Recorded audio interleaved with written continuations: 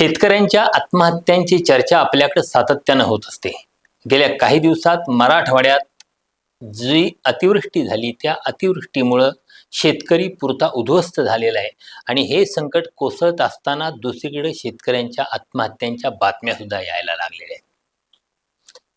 खरं तर एकेकाळी महाराष्ट्रात मोठ्या प्रमाणावर शेतकऱ्यांच्या आत्महत्या झालेल्या होत्या. विदर्भ ही तर शेतकऱ्यांची स्मशानभूमी आहे, अशा प्रकारचं वक्तव्य ज्येष्ठ पत्रकार पी साईनाथ यांनी केलेलं होतं.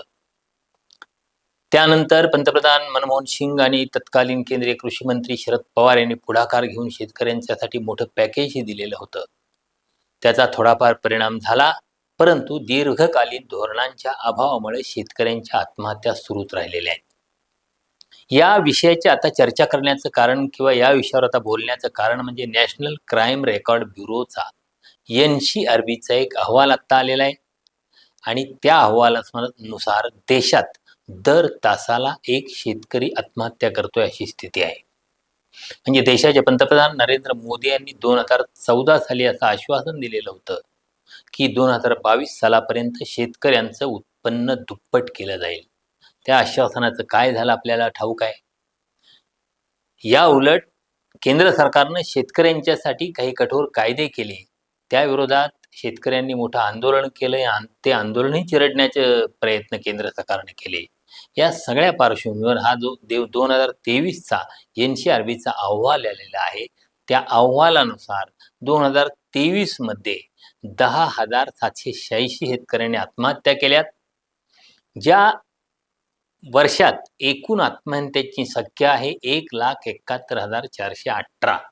म्हणजे यामध्ये शेतकऱ्यांच्या आत्महत्यांचं प्रमाण आहे 6.3%.